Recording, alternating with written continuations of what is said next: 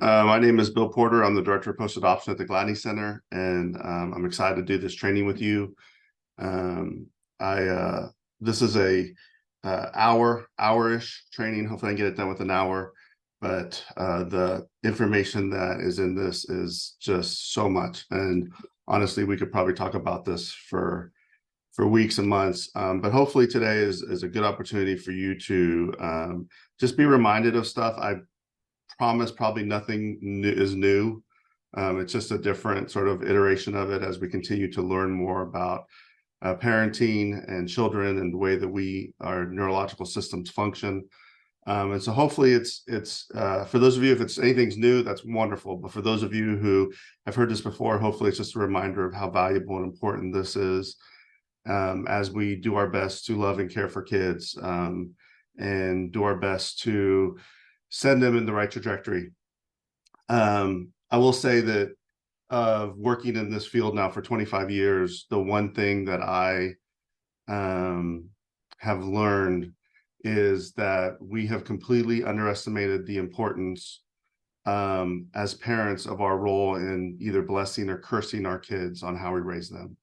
We truly set them up for success in relationships, in compassion and care and empathy and all these things, or without meaning to, our neurology sets them up to have difficulties with relationships, have difficulties with managing emotions and all the things that life requires. And so I can't underestimate anymore how important our role is as parents. Or if you're not a parent, the role that you play in the life of kids to either bless them or curse them by the way you engage with them is just so, it's actually pretty humbling and almost frightening to know the power that we have on blessing or cursing our children. So hopefully today we can talk a little bit about that. Today is focused on how we manage ourselves. I did a training before on how to conceptualize children's neurobiology. And that's available on the YouTube channel. And I know that if that's something you want to go watch, that one is excellent because it gives a perspective of how we view our kids. Today is more about how we view ourselves. And hopefully as I go through this, it'll make sense. But how do we manage ourselves as parents to make sure that we're providing the best care that our children need? So today, keeping the brain in mind, neurobiology and parenting.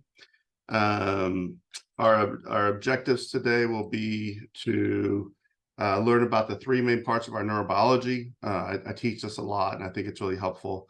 And then how stress affects those parts. And then we'll learn about mindfulness and how regulation affects our parenting and how big of a role it plays. I love this training because, as y'all know, I can't see y'all. So I don't know if you're going to do what I'm asking you to do, but I'm sure there's somebody out there who's doing what I'm asking you to do. So what I want you to do is we're going to start this training off. I want you to put your hand up like this. And I don't know if you've seen this or not. Dr. Siegel does this a lot. And I just love it. And I want you to wrap your fingers, your thumb inside your hand like this and roll your fingers over and then turn your hand like this. And then I want you to look at it. You create a little model of your brain. It's funny that these models it's ridiculous. If there was a neurobiologist on here, they'd be like, Bill, this is so stupid. I can't believe you're taking one of the most complex systems and making it into this little ridiculous model. But for those of us who are not neurobiologists, sometimes we need these little helpful models. I have used this in my own life and with my own children, and it's so helpful. And so what I want you to look at is, I want to talk about the three parts of the brain. This is the brainstem. This is actually all the neurons that run down through your brainstem and through your vertebrae and go out into your body. And this is what they call the reptilian brain, the prehistoric brain. Our brainstem basically is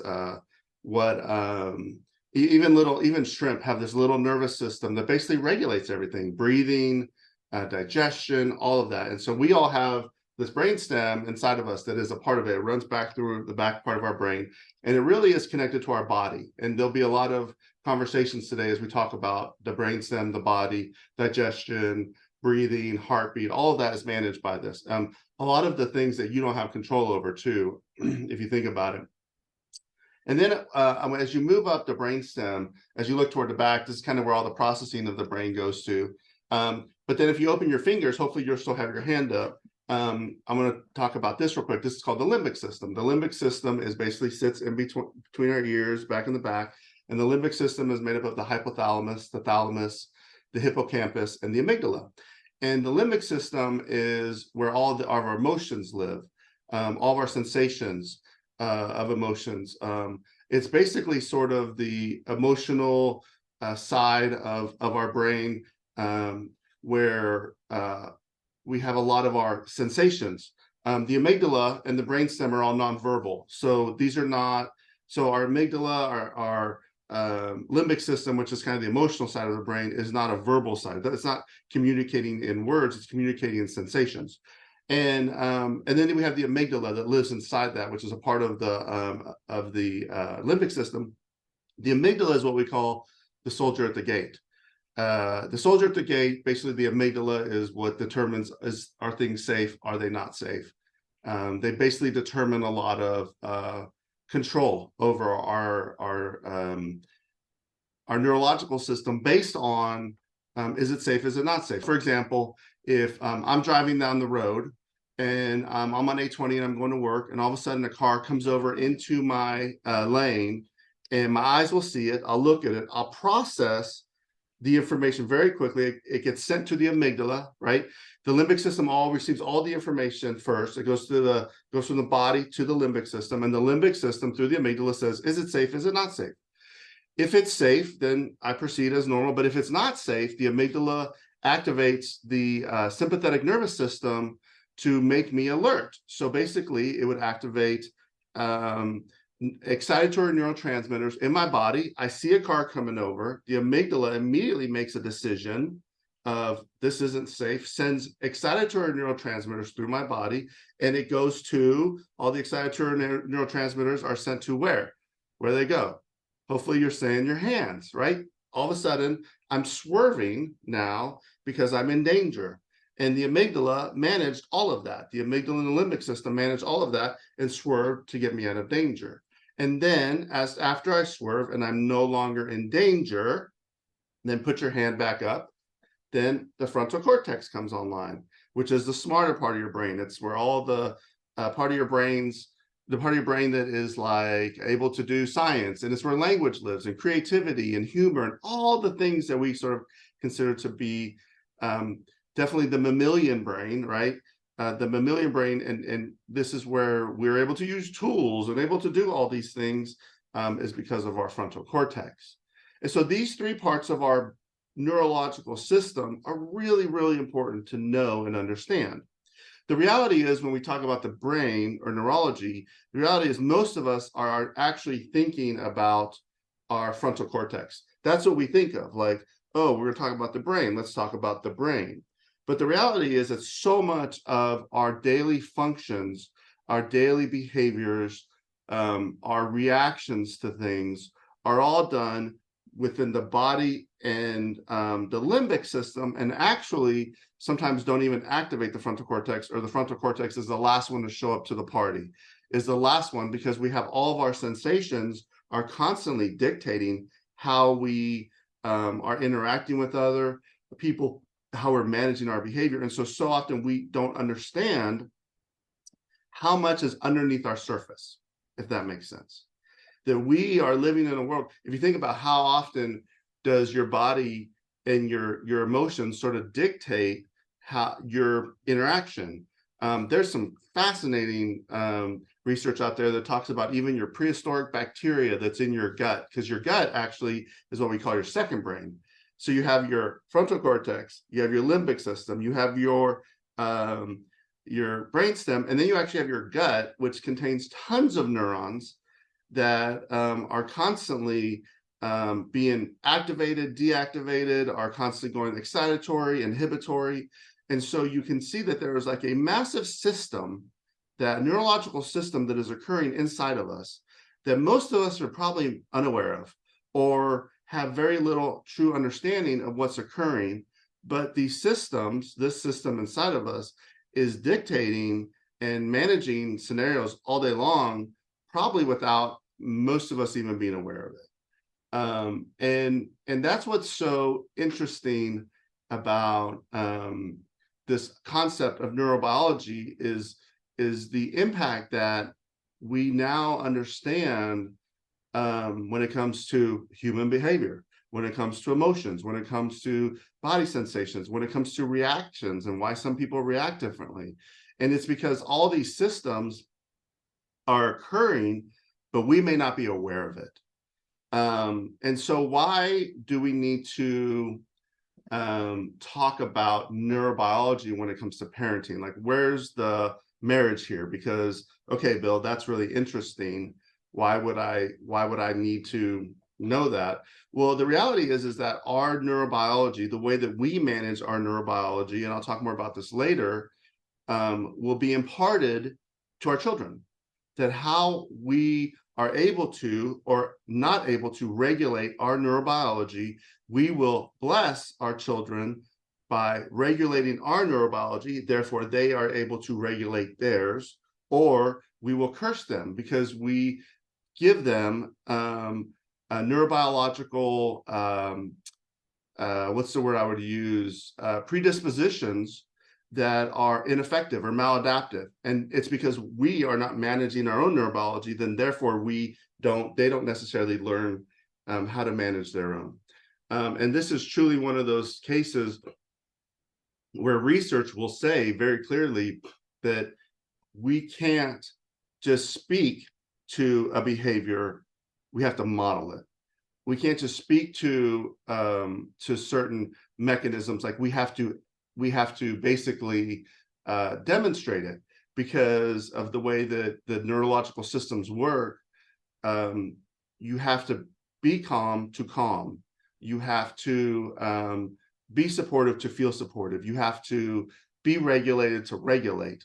The mirroring neurons that children have of responding to our neurology. Any of you who are parents know that the moment that you get stressed, it just permeates into your child. It doesn't even matter if they know what it's about. You can try to hide it, whatever you want to try to do to try to dismiss that it doesn't, but it literally, your neurology permeates into the neurology of your children.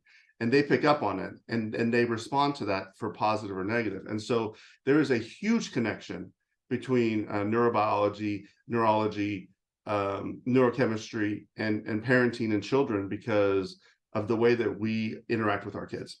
So why neurobiology? Well, it's because because parenting is stressful. As a parent, I'm a licensed counselor in the state of Texas. I've been married 20 years, and I have a 16-year-old in the home, my son Ben, and I have a 13-year-old Nate, my son Nate. And I will say that prior to getting married, I thought I had a stressful life, but once I got married, I realized like that is really one of the hardest things I've ever done. How do you love somebody while also being loved? How do you meet the needs of someone else when you have all these maladaptive behaviors that you picked up from your history? And I thought, man, like marriage is so hard. And then I became a dad. And oh my gosh, my neurology was not prepared. I did not have the ability to know how to provide compassion, love, care. I was a traditional parent prior to the teachings of Dr. Purvis. I was probably more authoritarian. And so everything that occurs in parenting, if you think about a child being born, like there's nothing more stressful than those first few months of a child, whether they're biological or adopted, coming into your home and basically, I want to say, lovingly enter your home in this beautiful moment. No, it's like destruction. It's like chaos. It's everything that you have, every system you have that has helped you regulate yourself gets just blown out of the water because now you have this child that's in your home that you are now supposed to not only take care of yourself, but you're supposed to take care of this child. And you want to talk about neurological stress, it is very challenging. It is exhausting. For those of you who have gone through this, you know what I'm talking about. You can almost have one child and kind of live your selfish life of, okay, I can still do my thing. But especially once you're at two, it's like your life is over.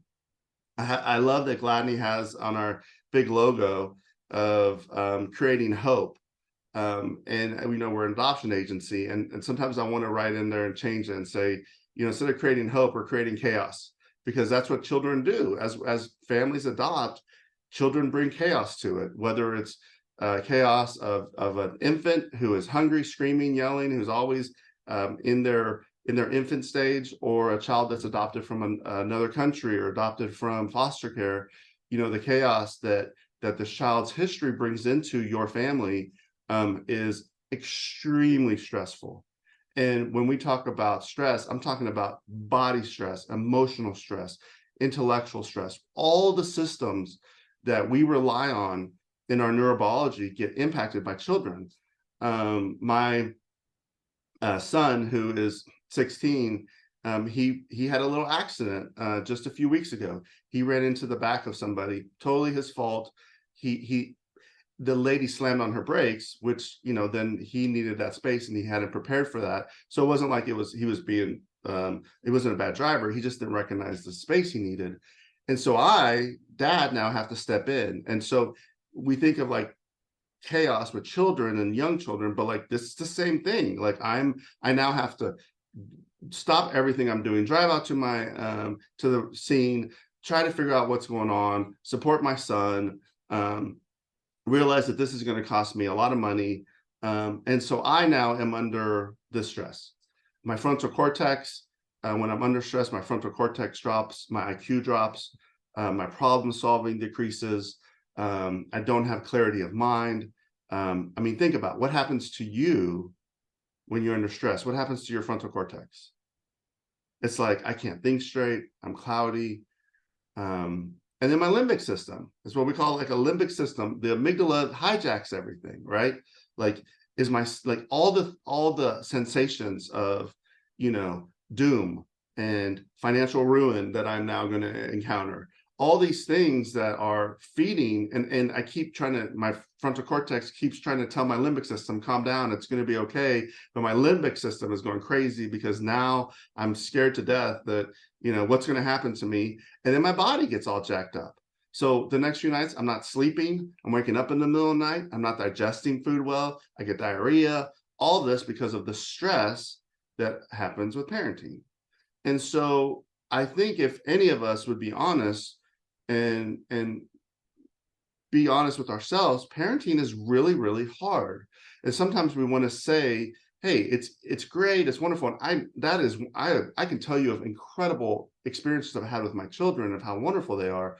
But I definitely think that we also have to acknowledge how difficult it is, that we are now, in a sense, giving ourselves, if we're doing it correctly, we are giving of ourselves to our children. And that is something that we definitely go through. So, okay, so it's stressful. We all agree with that. And what happens is, as it's stressful, we actually decrease what's called our window of tolerance.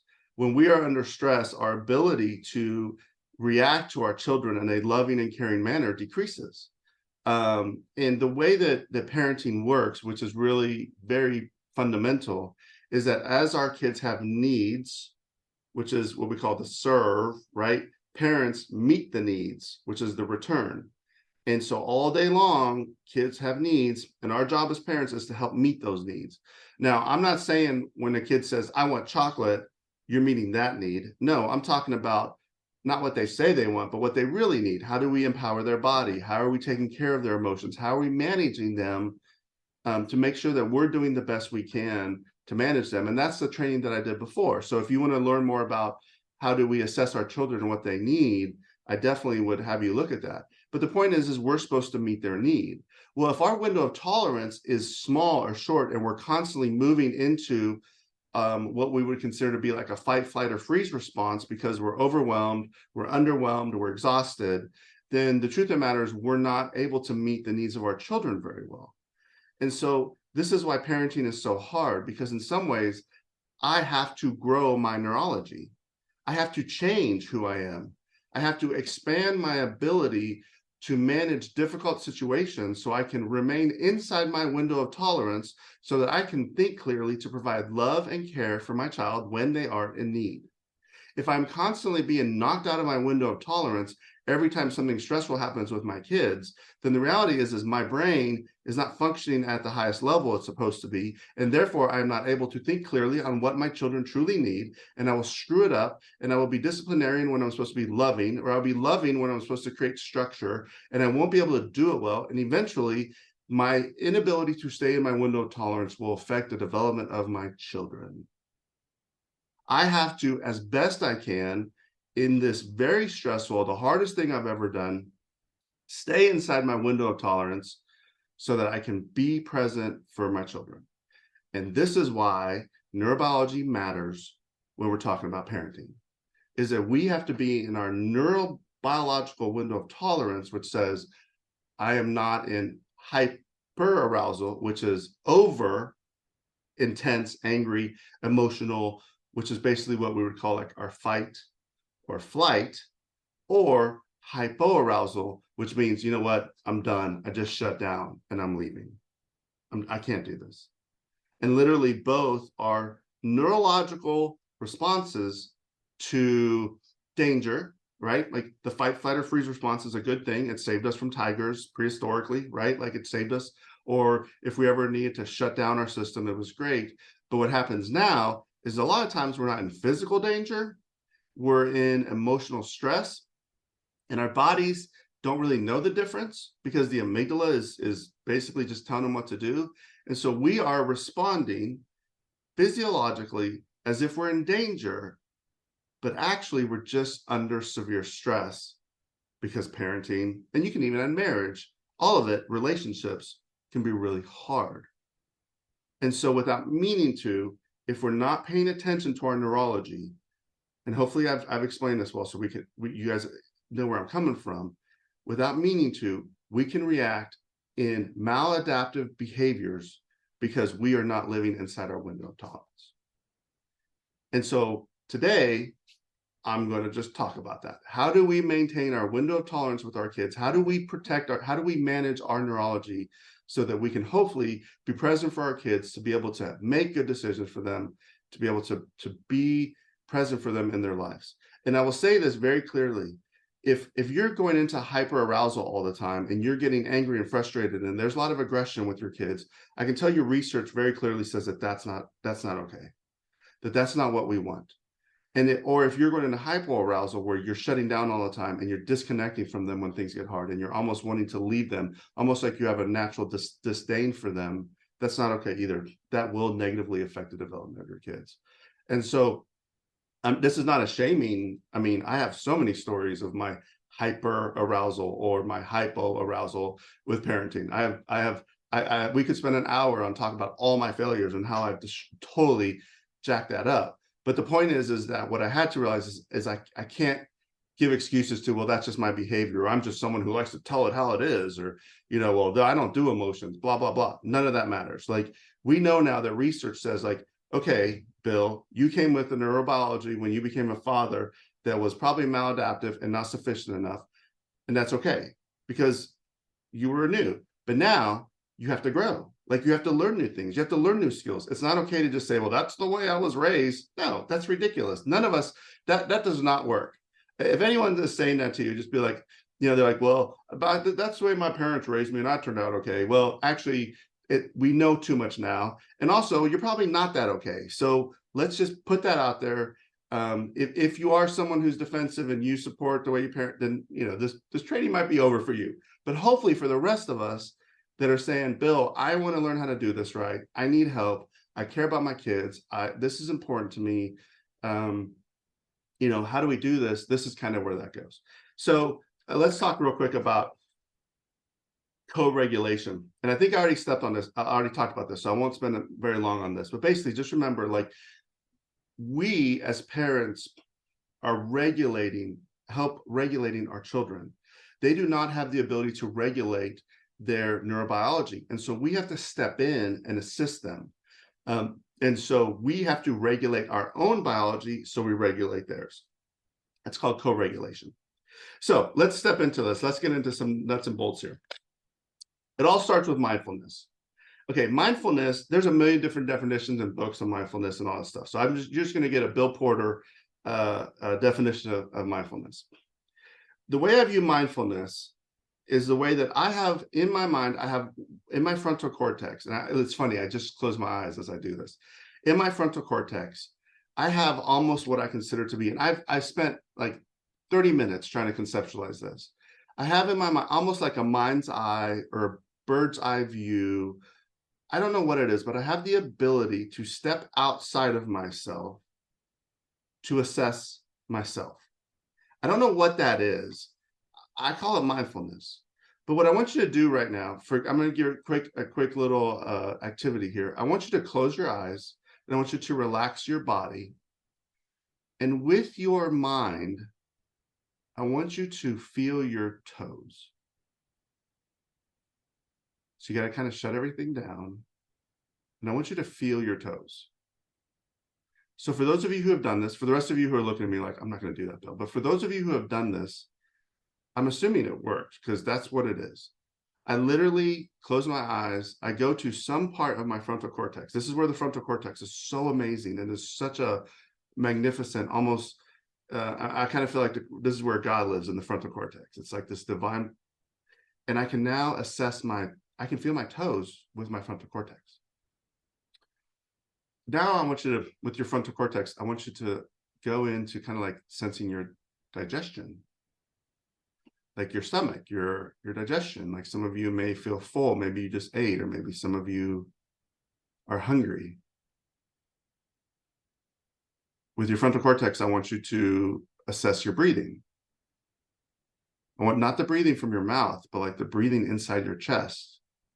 And what you're doing is you're literally somehow magically, scientifically, you're literally going down through your neurology and assessing itself.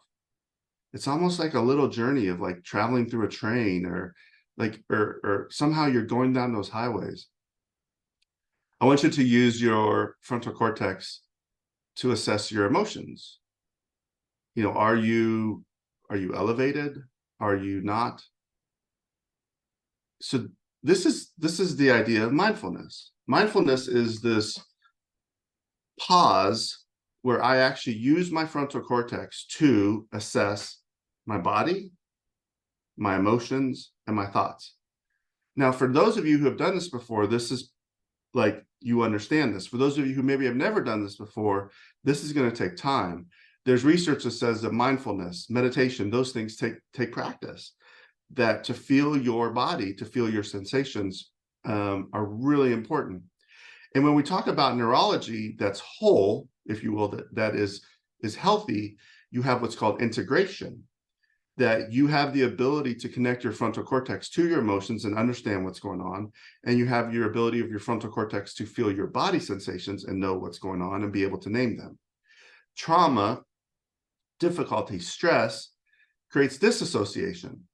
Disassociation says that my amygdala, my frontal cortex, even my right and left hemispheres of my brain, my body, they're not communicating with each other correctly.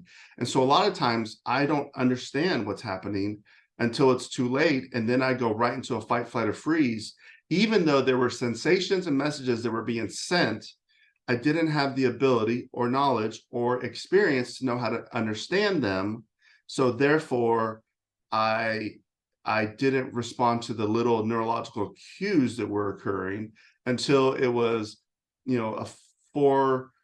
a four-star alarm that's basically going nuts. And then all of a sudden I'm in a flight, fight, or freeze response neurologically because my body has just taken over, or my amygdala has taken over because my frontal cortex didn't pay attention to the slight cues that were occurring.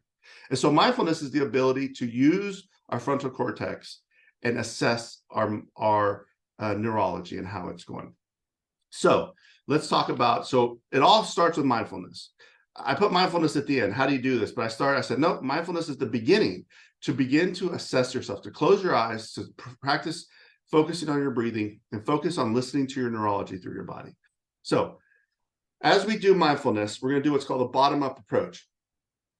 The way that all information is, it comes in from our body, it goes up through our limbic system, and then it goes to our frontal cortex. It all starts from the bottom up. And so mindfulness also, we're going to start from the bottom up.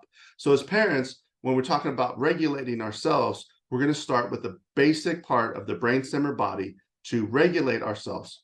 Now, when we talk about neurology is very interesting, because neurology isn't like I'm regulated or dysregulated. Neurology lives in a state of balance. So neurology has the potential to get overstimulated or understimulated. That's the way our neurons work. When things are neutral, we are resting and digesting. But when things get escalated, things get scary, things get hard, and let's connect it to parenting again, our neurology will get overreactive, or sometimes it becomes underreactive. And so if I say to you people who are always overreactive, and I say it's real important to activate our neurology, you're gonna be like, that's right. You gotta activate that stuff. You gotta get it going. Well, the reason why you're saying that is because you already have an overreactive neurology. And so when I say we have to become overreactive, you're gonna be like, that's yeah, you gotta tell it how it is. That's not true. For those people who have an overreactive neurology, your journey is to learn how to calm it and slow it down and shut it down. I have a very overreactive neurology. I'm definitely a fighter. And so my boss has been working with me for the last 2 years, and the word he uses is you have to learn how to pause. And so he's like, Bill, you need to learn how to pause, which is saying you gotta control that overreactivity of your neurology, because it can become too much, and then you can move into maladaptive behaviors. Or the underreactive, for those of you who kind of go into what we call the freeze is interesting. The fight or flight is neurological excitatory neurotransmitters are running through your body. They get you ready to fight, which is aggression. I'm going to speak up. I'm going to get in the mix. Or flight, I'm going to have excitatory neurotransmitters. They're going to send adrenaline through my body, and I'm going to get away from something very quickly. The freeze is totally different. The freeze is almost what we would call inhibitory neurotransmitters that are shutting down the system. Prehistorically, this would occur if you were going to fight a bear and then all of a sudden you realize you can't win. You actually curl up in a fetal position and you go into your freeze response, where all your systems basically shut down, and your body basically kind of creates it kind of sends neurotransmitters that are going to be like what's the word I'm looking for, that are going to help you manage the attack that you're about to get. So your extremities, like the neurons pull in from your extremities, and basically it kind of protects your core, and it sends like dopamine, which is sort of the pleasure neurotransmitter. It sends it because it's almost like you're about to be hurt. So there's like, it almost creates like a numbing. You're almost like numb neurologically, because you're about to get some sort of massive attack. And so the body wants to numb itself so that you don't feel it. Very different. And so those of you who have a natural calming ability, who are naturally underreactive, if I say, listen, it's very important to be calm and supportive, you're gonna be like, that's right.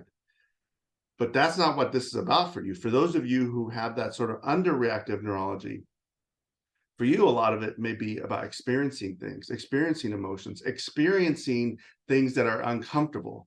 Because as parents, there will be a lot of uncomfortable, smelly, disgusting, overwhelming, most situations where your neurology will say, all I want to do is get away from this kid. And so for you, you are going to have to learn how to stay in the moment, to be present with your children. And this takes a lot of work, because children have a way of overwhelming our neurology, and we just want to bail, and we just want to get away from them. And that's our natural response. So as we regulate the body, don't just pick the one that suits you and say, yep, I'm really good at that. The truth of the matter is we have to work toward what our neurology, what our predisposition is, and then now manage ourselves to also have both abilities to be reactive if we need to, but also be calming if we need to, and have the skill set. I never want to say anymore the concept or idea that, you know, the dad is the authoritarian one and the mom is the loving, caring one, kind of traditional parenting. That's not okay anymore. All of us have to develop the ability to be both, have structure and compassion, to calm ourselves, but also be connected. So if you look at the red is sometimes where connection occurs, right? So it's not that red is bad. It's just we have to be careful that we don't become overreactive. But that's where love is, and fun and enjoyment. And the blue is where calming is. And that's super important, to learn how to calm ourselves and to regulate ourselves, and to make sure that we're in a place where we're at rest or at peace. So I'm not saying this is bad. I'm just saying, like, we have to recognize like it requires all of it. And we have to have the ability to sort of manage all of these things in our neurobiology. Okay, so let's jump into our body. So when we regulate our body, what I want you to do is, in mindfulness, I want you to truly, as you become parents, as you are parents, you are going to have to start regulating the rhythms of your body. Your body loves rhythms. It is a rhythmic entity that basically loves repetition. We know in neurology that we call what fires together, wires together, that when you have an experience, it creates a neurological pathway inside your brain that is connected to that experience. But as you have more and more of the same experience, that neurology thickens. It basically becomes bigger. And what starts off as a country road neurologically turns into a superhighway neurologically because of repetition. And so when we talk about the body, it's funny that I look at my kids who, like my son who's in high school, or I think about what college was like, and I think like, dear Lord, like you want to talk about a dysregulated time in life where they have no clue about the importance of sleep, what they eat. I mean, I remember kids in college were eating ramen noodles and Mountain Dew. They're not sleeping. They're not, I mean, you want to talk about like dysregulation, and yet that is sort of the standard of college, where there is no regulation of the body. There is no sleep patterns. There's no, and even the food is so, and we sort of almost see this as like a rite of passage that we don't need to protect our bodies and we just do what it is. If you think about society's fascination with alcohol and drinking and partying and this sort of passage of life that sort of says you're in adulthood now, become more dysregulated because now you can do whatever you want, when the truth of the matter is maturity really comes down to knowing how to regulate our bodies, how to take care of them. And I find it fascinating as a 40-year-old to see me and all my friends and how all the years of neglect and not paying attention to our bodies is literally catching up to us now. And now we're like, oh crap, I guess this really matters. So the truth of the matter is when it comes to parenting, you may have to really pay attention to your body. And so what that means is through mindfulness, which I talked about earlier, you have to really pay attention to the sensations that are occurring. Sensations of, am I hungry? Am I not? Am I hydrated? Am I not? Am I feeding myself well? What am I eating? Am I receiving sensory needs? Each of us has a sensory profile that we need to manage as far as what gives us pleasure and what doesn't. What do we find enjoying? What do we not? And so it's very important that we empower our bodies as parents. We have to recognize the value of sleep. We have to recognize the value of some activity. We have to recognize like when my body gets overreactive, how do I calm it? Do I have a way that I calm my body when it's overreactive? Do I have a way to activate my body when it's underreactive?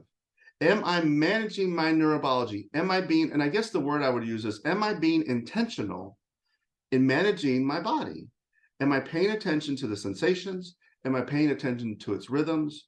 Or do I overreactive to my body, almost like my body is my Lord, almost like my body is my, almost like I have no choice but to do what my body says, which is not good. The body does not make a good master. We don't want our body to be our master, and we don't have to make it our slave, but it's almost like a participant in this thing called life. Our body is, in a sense, a gift that we get to manage, and then we need to regulate correctly so that in the moments where we need to give ourselves to other people, we have a capacity, we have a margin to give because we are regulating our bodies. And so I can't tell you enough when it comes to parenting, when it comes to even the work I do as a counselor, as a licensed counselor, it all starts with the body.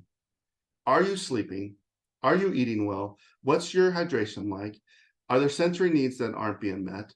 Is there medication you need? When's the last time you went to a doctor? Are you making sure? And there's some parts of it, and my wife and I have had these really interesting conversations about even sometimes the body can be seen as evil.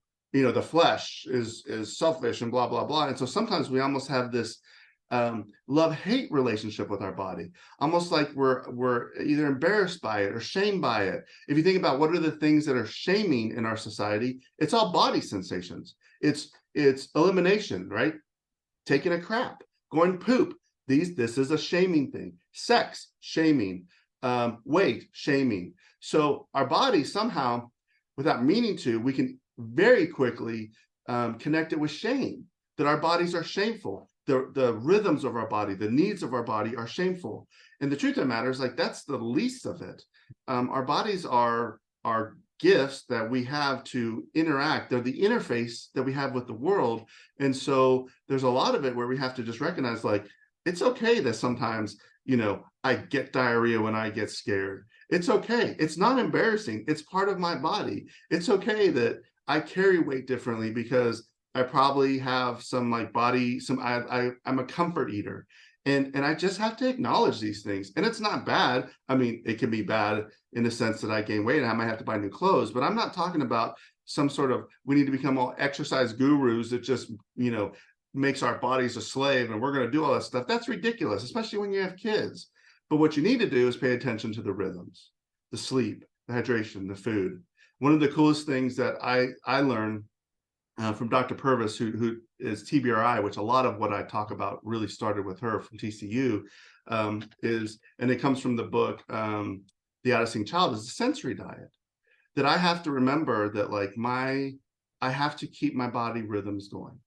I have to make sure that I'm feeding my body. And I do some intermittent fasting in the morning. I'm not talking about that, but I'm just saying, like, that I am making sure that I'm eating when I'm hungry. I'm eating good, solid protein, fibrous foods. I'm making sure that I'm getting a little bit of exercise. I'm not saying you have to go to your gym, but I walk my dog every night.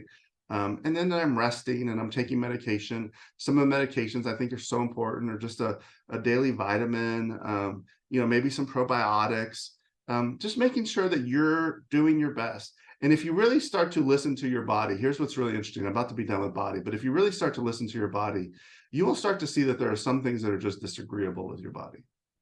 And if you really, really pay attention. And so one of the things that I found is I can't do red sauce anymore. I can't do, like, if I get pizza, I get barbecue sauce on it. And that may seem really simple, but the reality is that I've learned to listen to my body and understand, like, oh, this is something. Another thing that I've had to listen to is my dehydration. I think really very easy. I think hydration now is so much better than it was. But growing up, I think we were all totally dehydrated. I'm 46 years old. And it wasn't until way later in life that I realized, like, the importance of water, the importance of making sure that I'm getting all the electrolytes, the importance of my digestion, what is happening, the importance of learning how to calm myself. I won't give in too much, but I will say, like, one of the things that I've learned is to go to, if I'm really overexerted, I'll go and sit in front of a fan and let the fan blow on me. So what I want you to do real quick is I want you to put in the chat, what are the things that you do to regulate your body? And we'll do it real quick because I know there's not a lot of time, but what things do you do? If you are already in this journey with me, what are the things you regulate? And I want you to pay attention to the other people, what they put in the chat, and kind of pay attention to this, because it may give you ideas on how to manage this. Breathing, excellent. Deep breathing. I will say deep breathing is probably the one things that I had to learn that I did not learn that is so powerful. Go look up 7-11 breathing or box breathing on how you literally you can calm your body and relax it. So real quick, you guys are doing a lot of calming. Okay, yes, I like it. Biking. See, now what do you guys do to activate your body? For those of you who sometimes, when you're in that mode where you're like, you have all this anxious energy because you're so frustrated with your kids, what do you do to activate your body? For example, jumping. I take my dog for a walk. So you have to have both. You have to know how to calm your body, but you also have to know how to activate your body, because they're both the same. Good. I love it. Thank you. Your examples are perfect. So let's keep going. Let's step into, hold on here. Let's step into our emotions. Emotions are exactly the same in the sense that they can either be overreactive or underreactive. I don't need to spend a lot of time explaining that because I already talked about how neurology works. But the truth is that a lot of times our emotions, our limbic system. So remember, we're moving up. We started with the body. And once you take care of the body, now we're going to take care of the limbic system. If the body's out of rhythm, you're not sleeping well, you're not eating well, you're sick, guess what? rest is offline. Like let me just tell you, don't make any big life decisions because your limbic system is going to be offline. Oh wait, sorry, I didn't catch that typo. So it's going to start with your body, and once you regulate your body, then you regulate your emotions. So emotions can be underreactive or overreactive in the same way. Overreactive emotions, anger, frustration, jealousy, with kids, disdain, dislike, underreaction, numbing, wanting to get away, no emotions at all, feeling just like there's just nothing going on inside. And the truth of the matter is, like we've talked about, both of those can be damaging to our ability to raise our kids. So this sounds so simple, but really, when it comes to limbic system, a lot of it is using our mindfulness and our frontal cortex to assess what's happening inside our limbic system, to assess the sensations. Now, here's what's a little bit weird. When I say assess the emotion, a lot of times we think like, okay, well, what emotion am I feeling? But the truth of the matter is that feelings are sensations. And so what I've learned as I get deeper into neurology is I've learned that I need to pay attention to my body sensations. What are the sensations that I'm feeling? Anxiety for me is connected to a stomach ache. I've learned that pain, like sadness, is associated with me with chest pain. I've learned, what are some of the other emotions? Jealousy or like a more like dislike for somebody lives more in my eyes. It's more like I can't stand to look at you, right? And so when we talk about emotions, a lot of times we think like, oh, I need to know the name of the emotion. But the truth of the matter is, a lot of times we're having body sensations that we're missing. And we're not paying attention to the sensation of emotions because the limbic system is nonverbal. So we almost have to say like, what does this feel like? Instead of what am I feeling, which we'll get to the name of it because we have to get to the name eventually. But instead of me saying, what are you feeling? I want to say, what does it feel like? What does it feel like in your body? What does it feel like in your system? Because the system, the limbic system, remember, when it gets escalated or it's numb, it blocks the frontal cortex and goes right back into the body. So what happens when you get angry? Well, your body changes. What happens when you get hurt? Your body changes. And so the body becomes the clue to tell us what the limbic system is doing. A lot of times we try to use our limbic system to determine what is happening, what emotions we're having, and that's okay. But if you just go one step deeper into your body, then the body reveals more of what you're experiencing. And then it can now what's the word I would use? It can give insight to the frontal cortex of, oh, that's this emotion that I'm feeling.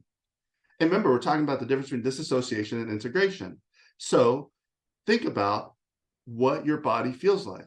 When you're doing your mindfulness and you're assessing like what is happening, you're going to go, okay, Bill wants me to assess my body. Fine. Okay, yeah, I can tell. I'm thirsty. I'm hungry, whatever. But then he's going to say, but then I'm supposed to go to the limbic system. Well, the limbic system, I'm trying to go to this weird part in my brain, but I don't really experience anything. So I don't even know what I'm feeling. And then it's like, well, wait, Bill also said, don't forget, feel the sensation. What does it feel like? And then all of a sudden, you can start to feel like, oh, that's what it feels like. So look at these very simple. I like the new emotion wheels versus the emotion charts, because the wheels are kind of like for those who are like still learning emotions. They start with a very simple emotion, then you get into more complex. But what does it feel like in your body when you're happy? What does it feel like in your body? What does it feel like in your body when you're mad? What does it feel like in your body when you're sad? And to feel the sensation. And this is hard, especially for those of you who have a dismissive attachment. There may be a lot of times where you were never allowed to feel emotion. You were never allowed to experience emotion. This is where our parenting and how we were parented really plays into. I think when it comes to like body stuff and frontal cortex stuff, it's real simple. But when it comes to emotion, if we were not taught how to feel, or if we were not taught how to regulate our emotions, This is where a lot of our life journey occurs. And there's some ways that sometimes we think like too much emotion is good because it's expressive, but it can be very damaging.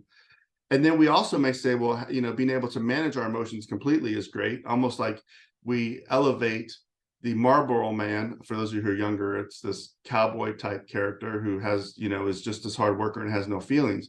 But the reality is without meaning to, if you don't experience emotions, you also probably don't experience connections, because emotions are kind of our connection language. I mean, you can connect with someone about thought process and ideas and stuff like that, but to really be close and intimate with someone, it's an emotional journey. It's a journey of emotional vulnerability. And so we have to be able to feel emotions and experience them and experience the sensations. And then obviously I'm going to go on to the next section, which is name them. And as we name them, then in some ways we begin to join into this integration of emotional experience, which then allows us to connect with somebody else. The connection that we have with other people a lot of times is based on that emotional level. And so as we are dealing with our own neurology when it comes to parenting, there is a slew of emotions that we are going to go through when we're parenting. I mean, I'm tempted. Go ahead in the chat, put negative emotions that you've experienced during parenting. I mean, which ones of the negative ones here, like most of these? Anxious? Yeah. Put it in. Go ahead. Claim them. Claim your emotions, people. Guilt? Oh my gosh. Shame? Absolutely. Being overwhelmed? Anger? Yeah. Rage? Hurt? I mean, we have so many emotions that we go through in this parenting process. Disappointment. I love that. Yeah. Helplessness. Oh my gosh. Especially as your kids get older, or if they have medical. Oh my word. There's nothing more painful than when your child is hurting. It's like a new level of emotional pain. You thought you were in pain before, but when you see your child hurting and there's nothing you can do, if it's like a medical event or it's something, it's just so hard. And so we have to like acknowledge the emotion. And I don't want you to ever think that being a good parent means that you can't feel angry, upset, hurt, embarrassed. And those emotions are natural, and they're literally, to be really honest with you, they're out of your control. In a sense, what we think of control is our frontal cortex, and the limbic system is a churning machine that just creates the emotions. And so for us, we have to make sure that we are naming them and understanding them and claiming them, so that then in some ways we can begin to process it. And so all I would say in your journey of mindfulness is to name your emotions, to acknowledge them, to feel them. They lose some of their power, but they also, as you name them and experience them, you actually get to enjoy them too. And so those are really important. Okay, so I'm talking too long. I'm already going to go past my time, so I better get moving. So regulate our emotions, a big part. For those of you who have overreactive emotions, the journey for you will be to learn how to calm them. For those of you who are struggling with emotions, maybe you weren't allowed to feel them when you were growing up, and so all you could do is you kind of you have a hard time sharing them. Your journey will be to feel them and express them. There's a good book called Permission to Feel for those of you who have that. And then emotions, obviously, predictability, boundaries. There's a lot of things that you can make sure that you do as you feel things. You can start to say, okay, wait a minute. I need to acknowledge this. This is a big issue. I need to address this. If something is hard, if something is real, it's going to be hard. And so parenting is very real. And so you will have a slew of emotions. And so learning how to name them and experience them gives you a journey on how to manage them. And then in the same way that we talked about calming the body, some of those same things help you with your emotions: breathing, walking, expression, journaling. If you guys want to put in the chat, how do you manage your emotions? Please do that. What helps you express yourself? What helps you name them? I know people who, go ahead and put them in the chat. What helps you calm your emotions? This one's a little bit harder. I know people who watch movies to feel. I know people who, yes, talking to someone, counseling. For some of us who had kind of a really challenging adolescence. Like for me, I had my sister had battled cancer and died while during my adolescence. My anxiety was always was so much that when I started parenting or getting married, I realized like I need to take medication. Like this is where medication comes in. If you're trying to regulate your emotions, but you always feel like your emotions are running you instead of you running your emotions, then that's kind of where it's like, okay, is it possible that maybe there's some neurochemical deficits that aren't allowing you to manage your emotions well? And so medication has been very helpful to me. I've been on this very small dose of SSRIs for 20 years now, and it has basically been because of the anxiety that I encountered and all the pain I encountered with my sister's death. And so I've just had to learn how to regulate that. So medication, reflection, wonderful. Oh my gosh, you guys are awesome. You guys know this. So, okay, let's move on. Thoughts. Thoughts are funny because this is where, and this is another one where I've learned this is what I would call my self-talk, or my or all the beliefs that I have about how life should work. And we don't often think of thoughts as being overreactive or underreactive. But the truth of the matter is that parenting is so stressful that a lot of times we end up with some really crazy thoughts, which is, I'm going to walk out this door, or we end up with some really horrible things like, this is the worst child ever, or I hate you, or I suck, or it's personal attacks on ourselves. I suck. I'm the worst. I don't know how to parent. I shouldn't be doing this. What is happening? Or we end up with the underreactive thoughts, which is basically like, I don't know what to do here. I'm stuck. I have fuzzy thought. I have a brain cloud in my mind. Like I can't process through this. And so thoughts are really, really interesting, because in some ways, when we talk about counseling, we sort of say, okay, we're going to start with our thoughts and work our way this way. But by working the way up, if you take care of your body, you're managing your emotions, then you really need to be mindful about what you're saying to yourself, your inner dialogue. And the inner dialogue is very, very powerful. They say mindfulness is paying attention to what you're paying attention to, right?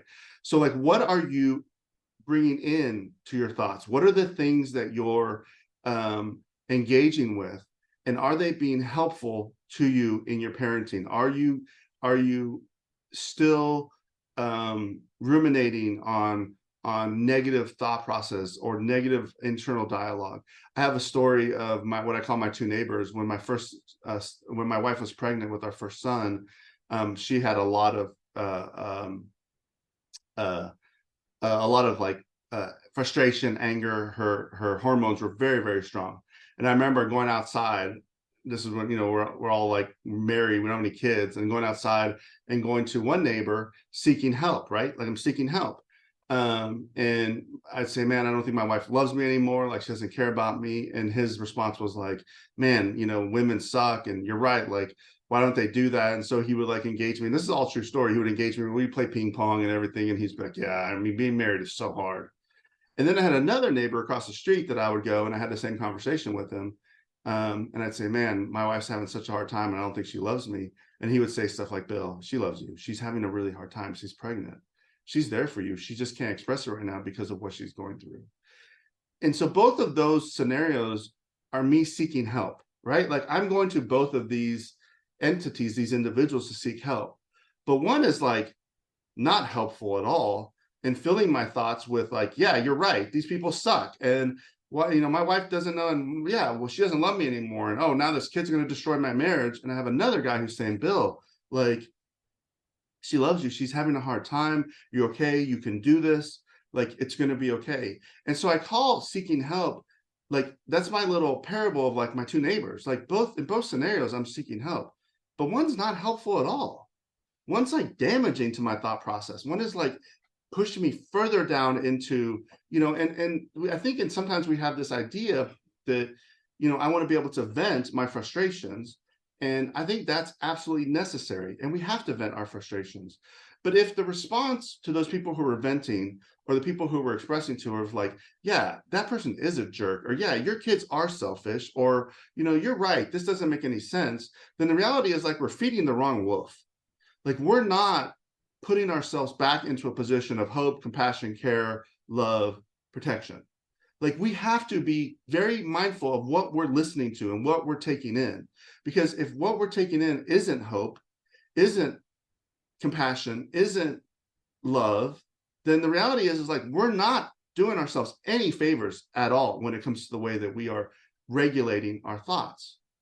So, and this is so hard because anytime, I mean, I have terrible self words. Like, I have terrible, like, so when I screw up, I feel guilty. I feel shame just like everyone else.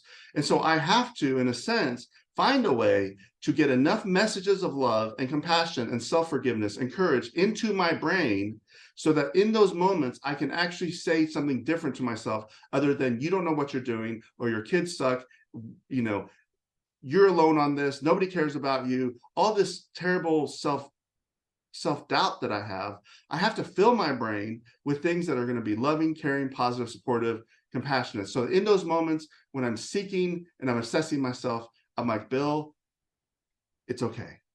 You're going to be okay.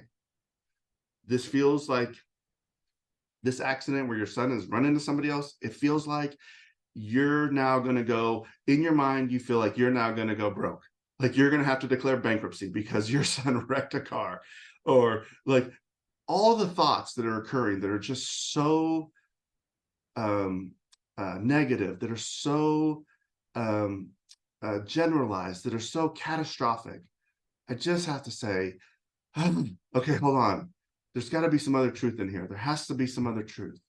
And I have to be mindful about this. I have to look for it. I have to find it to say, okay, hold on, Bill. This is, and I have to find people. I have to call people. You know, I have found there are some people that I call not helpful.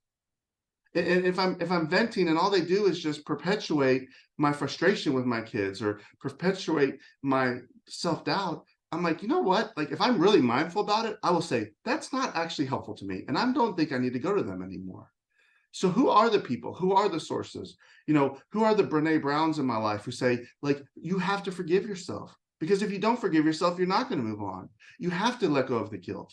You have to realize that you are human and that you make mistakes. You have to realize that you are limited by your neurology and that it's going to take time to not be a jerk, or you're going to have to take time to deal with your anger. This is very important, that we listen to the right messages.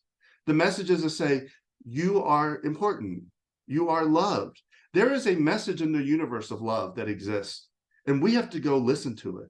It is a rhythm. It is a music that is singing, and it lives in people like me who hear it. And I'm like, hey, this is not about disdain and anger and surviving this. There is something much bigger than ourselves that we get to be a participate with.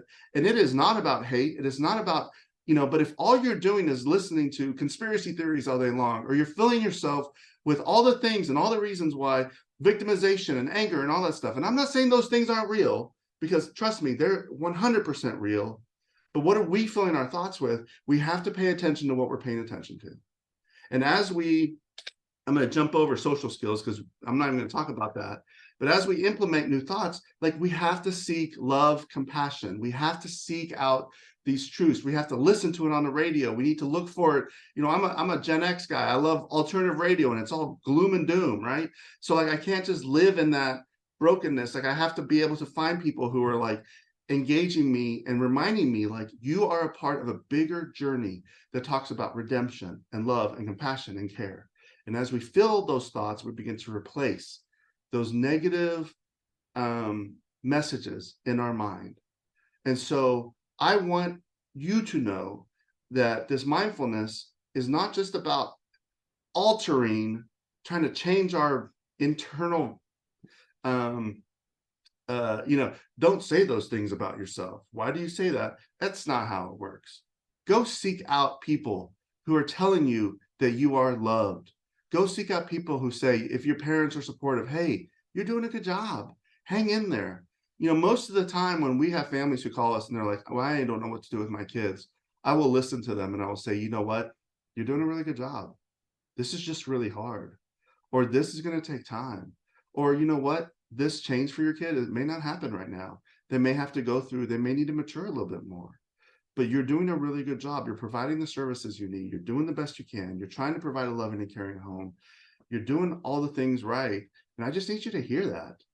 Because I know that there's a lot of times where we have self-doubt, or we have parts where we feel like we're not doing a good job. And I just need you to know that. And so as we close, I want you to tell the rest of the people that you are part of this love. I want you to say, hang in there. You're doing a good job. You know, compassion matters. I want you to put in the text. I want you to be a part of this journey, because sometimes it feels like I'm on this alone. Of you matter. I want you to hear me. You matter. Hang in there. You're doing the best you can. Listen to courage. Be courageous. Forgive yourself for the mistakes you've made. Work through your guilt. Don't let that eat at you. This is so important for us to remember how important it is to provide this compassion and love for each other. So love it. I love the hearts. I love it. You guys need to know this. You are a part of a much bigger picture, and you are not alone. You're not. And if you get to the point where you feel like, okay, I can't do this, you assess your body, you're assessing your emotions. But if those thoughts are running in, then that's where we can seek out therapy. We can seek out, we can talk to people, talk to your counselor, talk to pastors.